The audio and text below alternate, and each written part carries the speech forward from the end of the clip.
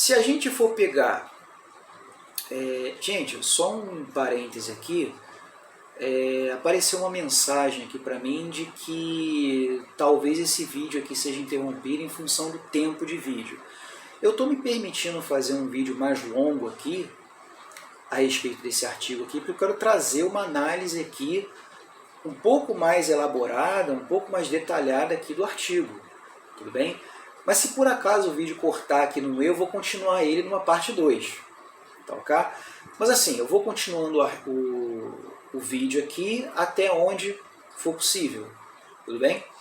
Então assim, a gente pega um sujeito com transtorno evitativo em que outros domínios de vida dele são também afetados. Então, por exemplo, a vida profissional dele é afetada, as amizades dele são afetadas, a vida amorosa, a vida familiar, enfim, quase todos os domínios de vida são afetados. Então, se a gente for fazer uma comparação entre essas características, são características quantitativas. Enquanto que o indivíduo com fobia social moderada a grave tem 2 domínios de vida afetados, o indivíduo com transtorno evitativo tem 5. Né? Então, novamente, apontando para uma característica quantitativa. Tá? Olha só, algumas características que seriam qualitativamente diferentes, que o artigo aponta, ele dá alguns outros exemplos aqui, né? Menor autorrespeito, de novo ele cita a questão da maior proteção emocional, isso não ficou claro, o que seria isso de forma operacional, né? Dificuldades em expressar sentimentos em relacionamentos íntimos e maior evitação geral, podem representar medos sociais extremamente altos e específicos no transtorno evitativo. Né? Mas ele vai concluir que nessa questão da diferenciação entre os quadros, ainda é uma questão inconclusiva na literatura. Tá? Ele vai colocar aqui, né, a relação do transtorno de personalidade evitativa com outros transtornos de personalidade e dimensões da personalidade. A literatura, né, gente, ela vai apontar, se você for pegar ali o DSM-5, por exemplo, e outros artigos acadêmicos que abordam relações entre os transtornos de personalidade, vocês vão perceber que existe uma sobreposição muito grande entre critérios diagnósticos. Tudo bem?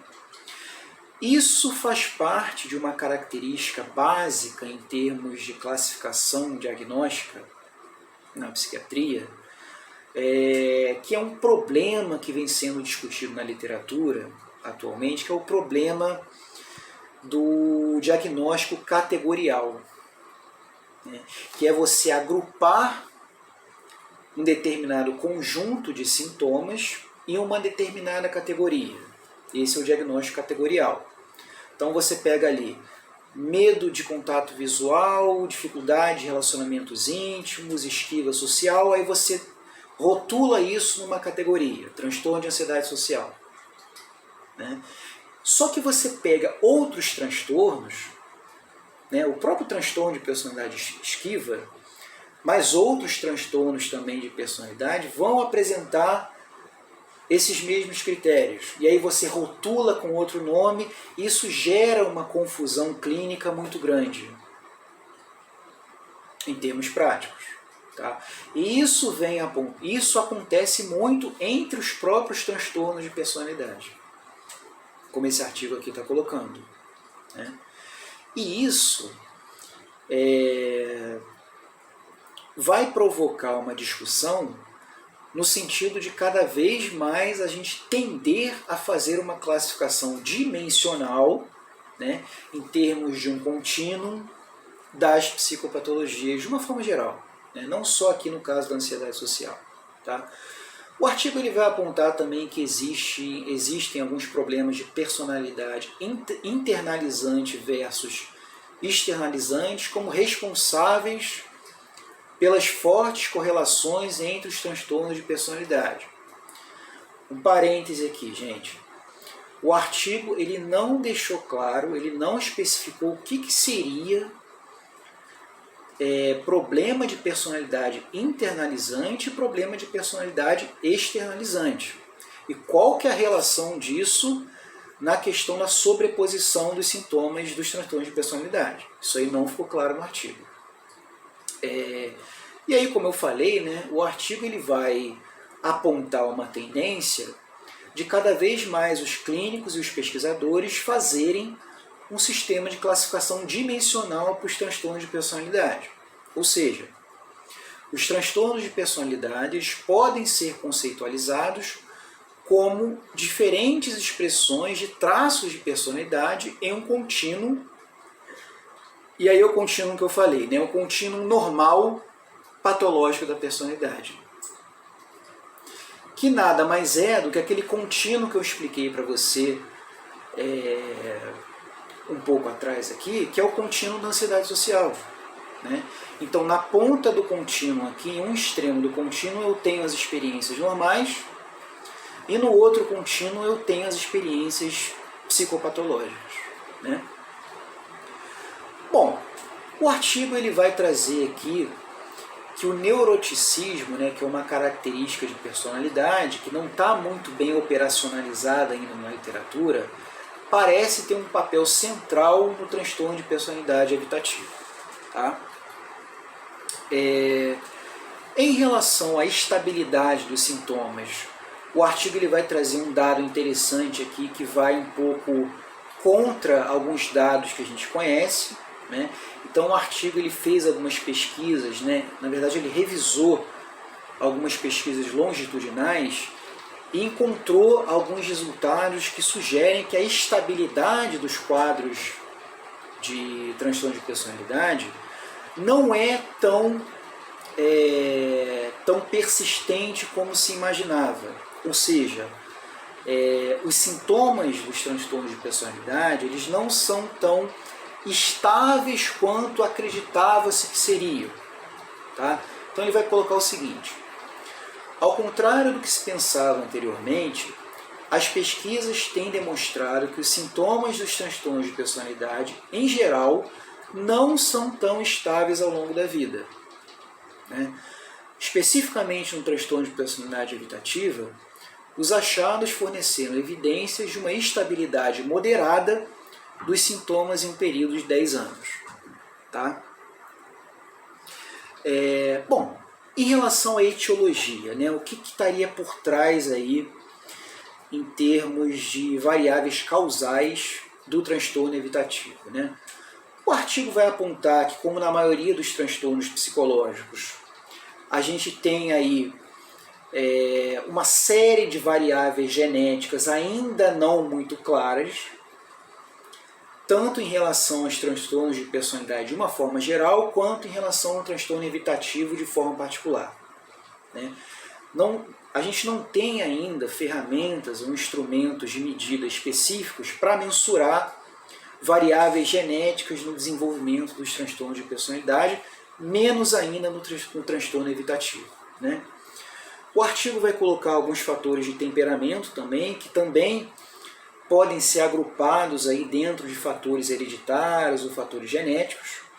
Lembrando que o temperamento é uma dimensão inata da personalidade, ou seja, a pessoa já nasce com um certo temperamento inibido, e isso não é passível de mudança, tá? Em termos, assim, estou falando assim, em termos comportamentais, né? Em termos práticos, a pessoa ela já nasce com um temperamento mais introvertido ou mais extrovertido, tudo bem? E fatores infantis que o artigo coloca aqui, que também ficou um certo ponto de interrogação, mas me parece que se refere a experiências infantis aversivas ou experiências infantis adversas que vão favorecer o desenvolvimento do transtorno. Tá? O artigo vai apontar também que os achados relativos à etiologia do transtorno evitativo são escassos, destacando-se, como eu falei, os fatores genéticos e de personalidade. Ele não especifica muito bem que fatores de personalidade seriam esses. Uma questão que ele associa aqui ao transtorno evitativo, como eu falei, é o neuroticismo, né? Mas isso não ficou muito claro no artigo. Tá? Ele vai dizer que os poucos estudos disponíveis apontam um fator genético relativamente importante que se estabiliza no início da idade adulta e fatores ambientais. Isso aí me parece que o artigo deu pouca ênfase. E é comum que a gente encontre pouca ênfase nos fatores ambientais quando a gente pega um artigo com um viés cognitivista que vai dar uma maior ênfase, né, a variáveis internas, variáveis mediacionais, tanto no desenvolvimento quanto na manutenção de certos quadros de psicopatologia, em detrimento de variáveis externas, variáveis do ambiente. Tá? Então, esses fatores genéticos somados a esses fatores ambientais contribuiriam para essa estabilidade dos sintomas do transtorno evitativo. Tudo bem? E ele vai colocar aqui um dado interessante, novamente aí fazendo uma comparação da etiologia do transtorno evitativo com o transtorno de ansiedade social. Ele vai dizer que tanto no TPE quanto no transtorno de ansiedade social foram sugeridos como estando etiologicamente relacionados. Ou seja, eles representam diferentes expressões da mesma vulnerabilidade. O que isso significa em termos práticos? Significa que provavelmente, tá, gente, isso no campo das hipóteses, o indivíduo com fobia social, ele já herdaria um traço de personalidade mais introvertido, né? Ou, como a literatura costuma chamar, uma inibição comportamental, que seria um fator de vulnerabilidade para desenvolver o quadro posteriormente. Tá? E também os indivíduos com transtorno de personalidade evitativa também apresentariam esse fator de vulnerabilidade, que é um temperamento introvertido ou inibição comportamental. Tudo bem? Então, em termos genéticos, em termos de fatores inatos, esses transtornos seriam basicamente equivalentes. Tá? Aqui ele faz aqui uma colocação em relação aos fatores de personalidade. Né? Ele vai dizer o seguinte: em relação aos fatores de personalidade, os estudos sugerem uma combinação de esquiva de dano. Ele não especifica bem o que seria isso, mas a gente pode pressupor que é uma sensibilidade aumentada a estímulos de ameaça social. Tudo bem? Isso já nasceria com o indivíduo, essa sensibilidade aumentada aos estímulos sociais. Experiências infantis negativas, aqui ele está colocando, o artigo coloca aqui como um fator de personalidade, mas isso aqui nada mais é do que um fator ambiental. Né? Alguma experiência traumática, infantil, como por exemplo, ele dá até alguns exemplos aqui, né? Negligência dos pais, por exemplo, bem como transtornos de ansiedade na infância e adolescência como fatores de risco para o transtorno de personalidade evitativa. Bom, vou falar um pouquinho do tratamento, né? O artigo ele vai apontar aqui, se não me engano, 4 modelos específicos de tratamento. Deixa eu ver aqui. Ele vai falar sobre a TCC para esse transtorno, o tratamento psicodinâmico, psicanálise, terapia do esquema, que é um tipo de terapia cognitiva mais moderno, né? São esses 3 tipos de tratamento que o artigo vai abordar. Em relação ao tratamento, gente, o artigo ele só dá alguns exemplos breves aqui, né? Ele não tem o objetivo nem a proposta de delinear ou de especificar técnicas específicas ou discutir um manual ou discutir um passo a passo de como seria feito o tratamento. Ele apenas cita aqui alguns tratamentos e algumas evidências de resultado e estudos comparativos entre esses tratamentos para o transtorno. Tudo bem? Ele vai dizer que as pesquisas empíricas de tratamento para o transtorno de personalidade evitativa, elas se iniciaram muito tarde, ali no final dos anos 80. Só um parêntese aqui, tá, gente? Vejam que, por exemplo, a primeira geração de terapias comportamentais, as chamadas terapias comportamentais clássicas, elas se desenvolveram mais ou menos ali nos anos 50. Elas começaram seu desenvolvimento lá pelos anos 50, por aí. Quando a gente tinha a terapia comportamental muito baseada em técnicas respondentes, técnicas de condicionamento respondente, mas tinha condicionamento operante também, né? Isso na década de 50. Na década de 60, com a revolução dos pressupostos cognitivistas, foi designada, né, começou a se desenvolver uma segunda geração de terapias comportamentais, incorporando a terapia cognitiva desenvolvida por Ellis inicialmente, depois por Beck, isso na década de 60. Tudo bem? Essa segunda geração de terapias comportamentais são as chamadas terapias cognitivo-comportamentais. Por quê? Porque incluíram variáveis cognitivas e mediacionais nos tratamentos, nos protocolos de intervenção. Tá? Mais ou menos no início dos anos 80, começou-se a desenvolver aquilo que nós chamamos de terapias comportamentais de terceira geração ou terapias comportamentais contextuais. E aí está incluída terapia de aceitação e compromisso, terapia comportamental dialética, terapia de ativação comportamental. O que mais? Terapia focada nas emoções. Ou seja, houve um certo resgate das bases comportamentais, das bases behavioristas, mas houve uma... como é que eu vou dizer? Uma expansão do modelo teórico e clínico, de modo que resultou em terapias mais abrangentes, que englobam processos comportamentais mais abrangentes, como a própria relação terapêutica, por exemplo. Esqueci de mencionar a FAP, né? Psicoterapia Analítica Funcional, que tem como foco de tratamento exclusivamente a relação terapêutica. Então reparem, gente, se você for pegar aqui em termos de ano, de década, as pesquisas para o tratamento do transtorno evitativo começaram no final dos anos 80. Então começaram muito tardiamente no contexto histórico das terapias comportamentais.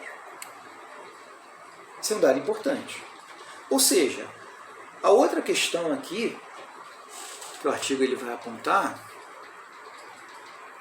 depois ele coloca aqui que existem pouquíssimos estudos de tratamento especificamente voltados para o transtorno evitativo, né? Ele coloca aqui, na maioria dos casos, as terapias investigadas foram baseadas em abordagens terapêuticas bem-sucedidas para o transtorno de ansiedade social. Ou seja, a maioria dos estudos adaptou protocolos de tratamento para a ansiedade social para o transtorno de personalidade evitativa. De forma que protocolos de intervenção específicos para o transtorno evitativo são praticamente inexistentes. Bom, ele vai começar falando aqui então da terapia cognitivo-comportamental, né, da TCC, que o artigo ele vai apontar aqui como sendo aquela que é o tratamento de primeira escolha, o tratamento de primeira linha, como para vários outros transtornos psicológicos, e para o TPE não seria diferente. Tá? É um tipo de terapia que foi principalmente estudada em termos de resultado, né, no modelo grupal para esses clientes, né, com estratégias gerais como a exposição gradual em vivo, ensaio comportamental, trabalho de imagens e treinamento em habilidades sociais. Esses foram os componentes de tratamento que foram mais investigados para o transtorno evitativo. os resultados se mostraram moderados ou bons para o transtorno de personalidade evitativa com melhoras estáveis. Tá? Houve uma posterior introdução de técnicas cognitivas, né, como eu coloquei nessa história evolutiva das terapias comportamentais. Então, assim, identificação e questionamento de crenças disfuncionais, combinada com experimentos comportamentais para testagem e verificação dessas crenças e pensamentos disfuncionais. Tá? O artigo vai colocar também que diversos estudos comparativos entre diferentes modelos de tratamento mostraram bons resultados para o TPE, sobretudo a terapia cognitiva individual. Tá? Ele vai fazer alguns comentários aqui sobre o tratamento psicodinâmico para esse quadro. Existem poucos estudos de eficácia sobre o transtorno de personalidade evitativa em particular, e ele vai mencionar um estudo aqui de 1997, em que 61% de 21 pacientes, reparem que não é uma taxa muito elevada, né? 61% de 21 pacientes com TPE deixaram de cumprir os critérios diagnósticos após 52 sessões de terapia psicodinâmica, né? Reparem, gente, que os tratamentos para transtorno de personalidade, de uma forma geral, e para o evitativo não seria diferente, são tratamentos de longo prazo. 52 sessões equivale aí a, se não me engano, quase 2 anos de terapia. Se for uma terapia com uma regularidade semanal. Então, um tratamento de longo prazo, o próprio modelo psicodinâmico ele propõe um tratamento de longo prazo. Tudo bem? A terapia psicodinâmica de curto prazo, existe um modelo de curto prazo também de psicodinâmica que eu atuo com terapia comportamental, né? Então eu nem sabia da existência de terapia psicodinâmica de curto prazo. Mas ele vai colocar aqui que a terapia psicodinâmica de curto prazo e a TCC se mostraram igualmente eficazes para transtornos de personalidade do cluster C, que o transtorno evitativo está dentro desse grupo aí. Porém, um estudo comparativo de Emelkamp e colaboradores, a TCC se mostrou bastante superior com esse grupo. Tá? Os resultados são muito inconclusivos ainda, né? A gente tem estudos comparativos entre esses modelos dizendo que um é superior ao outro e dizendo que os tratamentos são equivalentes em termos de resultado. Tá? Ele vai fazer alguns comentários aqui também sobre a terapia do esquema, que é um modelo de tratamento que foca nos modos de esquema. É uma terapia que eu conheço pouco também, né? Um tipo de terapia cognitiva. Esse modelo ele integra técnicas da TCC, técnicas da psicodinâmica e da Gestalt terapia. No transtorno evitativo, os modos de esquema mais relevantes são criança solitária, protetor evitador, protetor desapegado e pai punitivo. Tudo bem? Que na realidade são mecanismos comportamentais e emocionais que as pessoas utilizam para satisfazer necessidades básicas infantis de acordo com esse modelo aqui. Tudo bem? Com essa perspectiva. Os estudos demonstram que a terapia de esquema individual é eficaz no tratamento do TPE, 50 sessões durante 2 anos. Então, como eu falei, a terapia do esquema, né, ela também se propõe a ser uma terapia de longo prazo. Tudo bem? Porém, ainda não está claro se a terapia do esquema é superior à TCC tradicional, como eu falei, né, tem muitos resultados aí inconclusivos, embora haja um ensaio clínico randomizado comparativo sendo realizado na época que o artigo foi publicado, né?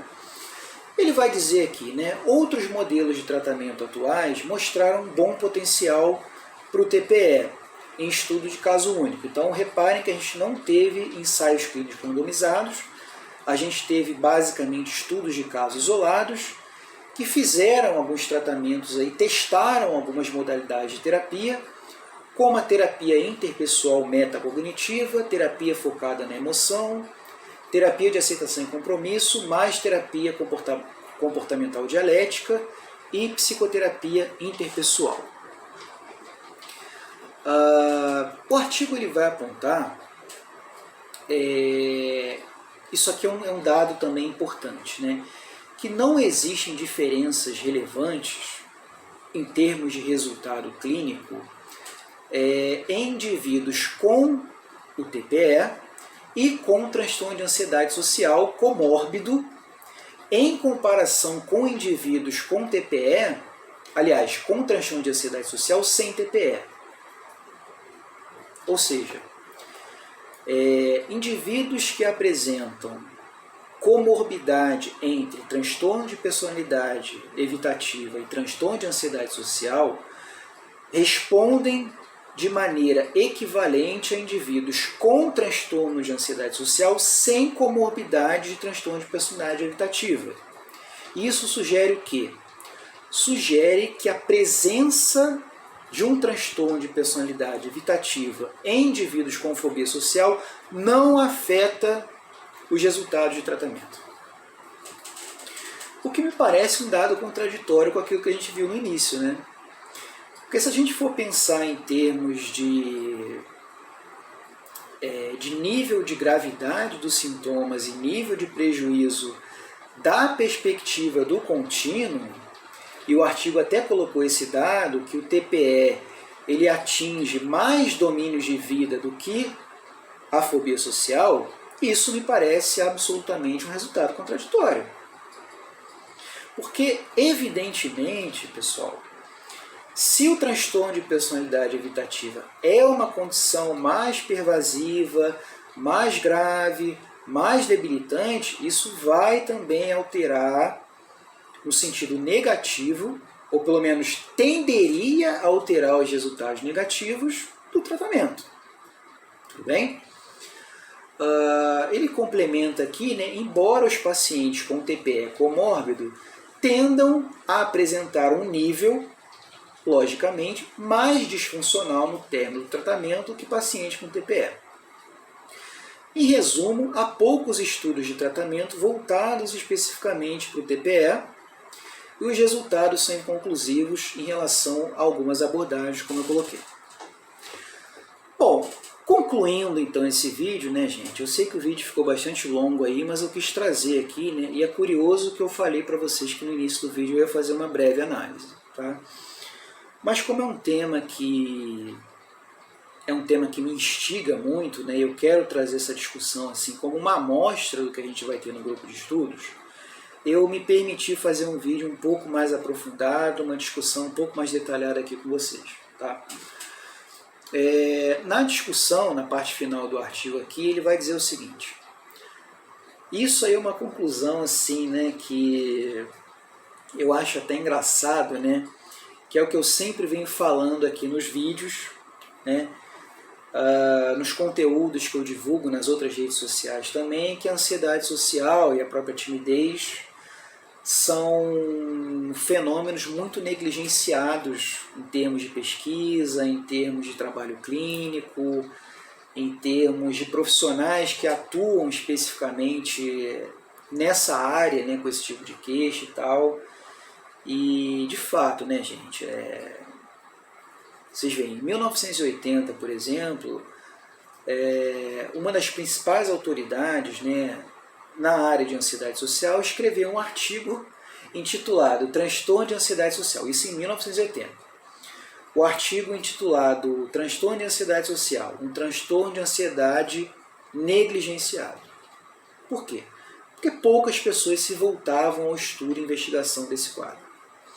E aí esse artigo aqui ele vai dizer o seguinte: assim como o TAIS, né, ansiedade social, na década de 80, o TPE é hoje considerado um transtorno negligenciado na pesquisa clínica, embora seja bastante prevalente e esteja associado a graves prejuízos na vida, tal como a fobia social.